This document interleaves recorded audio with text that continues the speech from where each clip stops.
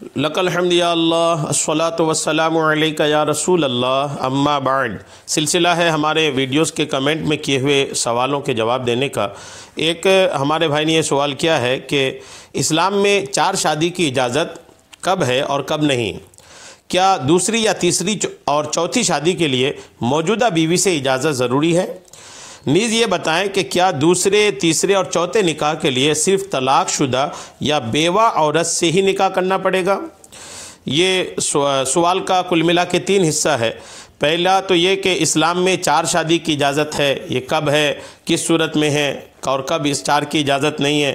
4 شادی کی اجازت کا جو خلاصہ ہے وہ ہے، اور کیا دوسرا نکاح کرنے کے لیے جو پہلی بیوی ہے اس سے اجازت لینی پڑے گی، اور یہ تیسرا حصہ یہ ہے کہ دوسرا نکاح یا دوسری شادی کرنی ہو تو کیا صرف بیوہ اور طلاق شدہ ہی سے کرنا پڑے گا۔ یہ ان کے سوال کا خلاصہ ہے۔ جہاں تک بات ہے، میں جواب عرض کر رہا ہوں، جہاں تک بات ہے 1 سے زیادہ شادی کی یا اسلام میں 4 شادی کی اجازت کی، تو بلا شبہ قرآن پاک نے اس کی اجازت دیا ہے۔ قرآن پاک کی سورہ نساء کی آیت نمبر 3 ہے، اللہ تبارک و تعالیٰ کا فرمان وَإِنْ خِفْتُمْ أَلَّا تُقْسِطُوا فِي الْيَتَامَىٰ فَانكِحُوا مَا طَابَ لَكُم مِّنَ النِّسَاءِ مَثْنَىٰ وَثُلَاثَ وَرُبَاعَ فَإِنْ خِفْتُمْ أَلَّا تَعْدِلُوا فَوَاحِدَةً أَوْ مَا مَلَكَتْ أَيْمَانُكُمْ ذَلِكَ أَدْنَىٰ أَلَّا تَعُولُوا۔ ترجمہ کنز الایمان۔ اور اگر تمہیں اندیشہ ہو کہ یتیم لڑکیوں میں انصاف نہ کرو گے تو نکاح میں لاؤ جو عورتیں تمہیں خوش آئیں، 2 اور 3 اور 4۔ پھر اگر ڈرو کہ 2 بیویوں کو برابر نہ رکھ سکو گے تو ایک ہی کرو، یا کنیزیں جن کے تم مالک ہو، یا اس سے زیادہ قریب ہے کہ تم سے ظلم نہ ہو۔ 4 کی اجازت قرآن پاک کی اس آیت میں ہے، لیکن 4 کی اجازت میں اللہ تبارک و تعالیٰ نے ایک بات جو جوڑ دیا ہے جس کی طرف توجہ دینے کی ضرورت ہے۔ اللہ نے فرمایا فَإِنْ خِفْتُمْ أَلَّا تَعْدِلُوا فَوَاحِدَةً۔ اللہ تبارک و تعالیٰ فرماتا ہے کہ اگر 2 بیویوں کو برابر نہ رکھ سکو گے تو ایک ہی کرو۔ دونوں کے ساتھ اگر انصاف نہیں کر سکتی ہو تو 1 سے زیادہ کی اجازت نہیں۔ 3 اور 4 تو یہ بہت آگے کی بات ہے۔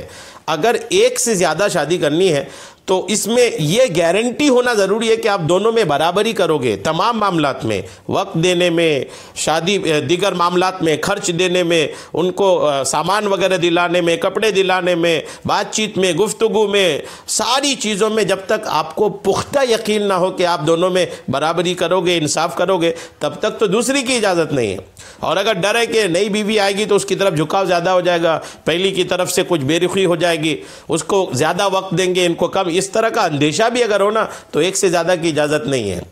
تو 1 سے زیادہ کی اجازت شرطیہ ہے۔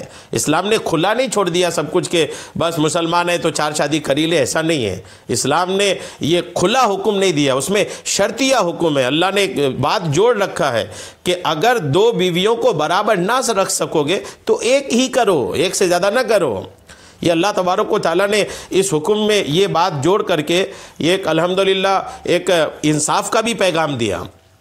آیت میں 4 تک شادیاں کرنے کی اجازت دی گئی ہے، لیکن اس کے ساتھ ہی فرمایا کہ اگر تمہیں اس بات کا ڈر ہو کہ 1 سے زیادہ شادیاں کرنے کی صورت میں سب کے درمیان عدل انصاف نہیں کر سکو گے تو صرف 1 سے شادی کرو۔ اسی سے یہ معلوم ہوا کہ اگر کوئی 4 میں عدل نہیں کر سکتا لیکن 3 میں کر سکتا ہے تو 3 شادیاں کر سکتا ہے، اور 3 میں عدل نہیں کر سکتا لیکن 2 میں کر سکتا ہے تو 2 کی اجازت ہے۔ یہ بھی معلوم ہوا کہ بیویوں کے درمیان عدل کرنا یہ فرض ہے، بیویوں کے درمیان انصاف کرنا یہ فرض ہے۔ اس میں نئی، پرانی، کنواری یا دوسرے کی مطلقہ بیوہ سب برابر ہیں۔